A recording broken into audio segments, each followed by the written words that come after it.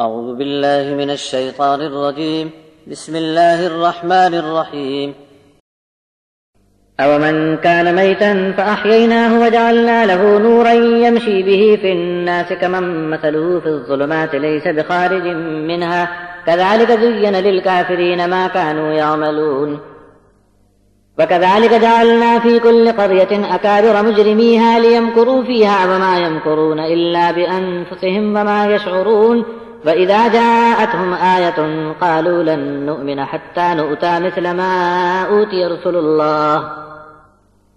اللَّهُ أَعْلَمُ حَيْثُ يَجْعَلُ رِسَالَتَهُ سَيُصِيبُ الَّذِينَ أَجْرَمُوا صَغَارٌ عِندَ اللَّهِ وَعَذَابٌ شَدِيدٌ بِمَا كَانُوا يَمْكُرُونَ فَمَن يُرِدِ اللَّهُ أَن يَهْدِيَهُ يَشْرَحْ صَدْرَهُ لِلْإِسْلَامِ وَمَن يُرِدْ أَن يُضِلَّهُ يَجْعَلْ صَدْرَهُ ضَيِّقًا حَرَجًا كَأَنَّمَا يَصَّعَّدُ فِي السَّمَاءِ كَذَلِكَ يَجْعَلُ اللَّهُ الرِّجْسَ عَلَى الَّذِينَ لَا يُؤْمِنُونَ وَهَذَا صِرَاطُ رَبِّكَ مُسْتَقِيمًا قَدْ فَصَّلْنَا الْآيَاتِ لِقَوْمٍ يَذَّكَّرُونَ لَهُمْ دَارُ السَّلَامِ عِندَ رَبِّهِمْ وَهُوَ وَلِيُّهُم بِمَا كَانُوا يَعْمَلُونَ وَيَوْمَ يَحْشُرُهُمْ جَمِيعًا يَا مَعْشَرَ الْجِنِّ قَدِ اسْتَكْثَرْتُم مِّنَ الْإِنسِ وَقَالَ أَوْلِيَاؤُهُم مِّنَ الْإِنسِ رَبَّنَا اسْتَمْتَعَ بَعْضُنَا بِبَعْضٍ وَبَلَغْنَا أَجَلَنَا الَّذِي أَجَّلْتَ لَنَا قَالَ النَّارُ مَثْوَاكُمْ خَالِدِينَ فِيهَا إِلَّا مَا شَاءَ اللَّهُ إِنَّ رَبَّكَ حَكِيمٌ عَلِيمٌ وَكَذَلِكَ نُوَلِّي بَعْضَ الظَّالِمِينَ بَعْضًا بِمَا كَانُوا يَكْسِبُونَ بھلا جو مردہ تھا پھر ہم نے اس کو زندہ کر دیا اور اس کے لیے روشنی جاری کر دی جسے لے کر وہ لوگوں میں چلنے لگا، کیا وہ اس کی طرح ہوگا جو اندھیریوں میں پڑا ہے اور وہاں سے نکلتا ہی نہیں؟ اسی طرح کافروں کی نظر میں صرف ان کے اعمال ہی اچھے دکھتے ہیں۔ اسی طرح ہم نے ہر بستی میں وہاں کے بڑے رئیسوں کو جرم کرتے ہوئے پایا کہ بستی میں یہ لوگ بہت چال چلتے رہے اور ان کی چالیں وقت آنے پر خود ان کے خلاف پڑیں، مگر وہ اپنی حرکتوں میں ایسے الجھ چکے تھے کہ ان کا انجام ان کی سمجھ سے باہر ہو گیا۔ اور جب کبھی ان کے پاس نشانی آتی ہے تو کہتے ہیں جو چیز اللہ کے رسولوں کو دی گئی ہے ہم کو بھی دی جائے،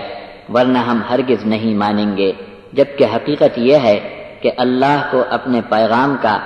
کس سے کام لینا ہے اس کی مصلحت کو وہی خوب جانتا ہے۔ ایسے کٹر مجرموں کو اللہ کے دربار سے بہت جلد ذلت کی سزا ملنے والی ہے اور ان کی اس چال بازی کا ان کو بہت سخت عذاب بھگتنا پڑے گا۔ اللہ تو بس کسی شخص کے لیے ہدایت کا ارادہ فرما لے تو اس کا سینہ اسلام کے لیے کھول دیتا ہے،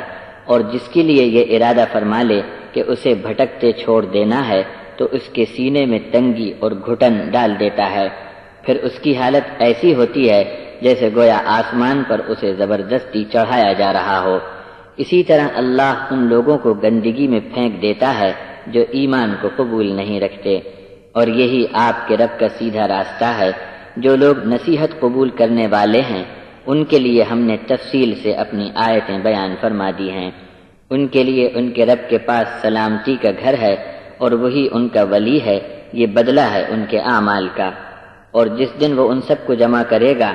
اے جماعت جناتوں کی، تم نے انسانوں کو خوب جھانسا دیا، اور جو انسانوں میں ان کے دوست ہوں گے وہ کہیں گے اے ہمارے رب، ایک دوسرے سے ہم نے خوب کام نکالا اور اس میعاد کے وقت پر آپ نے جو ہمارے لیے مقرر فرمایا تھا ہم سب آپ کے دربار میں اکٹھے حاضر ہو چکے ہیں۔ رب کا ارشاد ہوگا اب تم کو آگ میں ہمیشہ رہنا ہے، اس سے صرف وہی بچ سکیں گے جنہیں اللہ بچانا چاہے گا، بے شک تمہارا رب حکمت والا اور علم والا ہے۔ اور اسی طرح ہم ان ظالموں کو ان کے کرتوت کے سبب ایک دوسرے کا ساتھی بنا دیں گے۔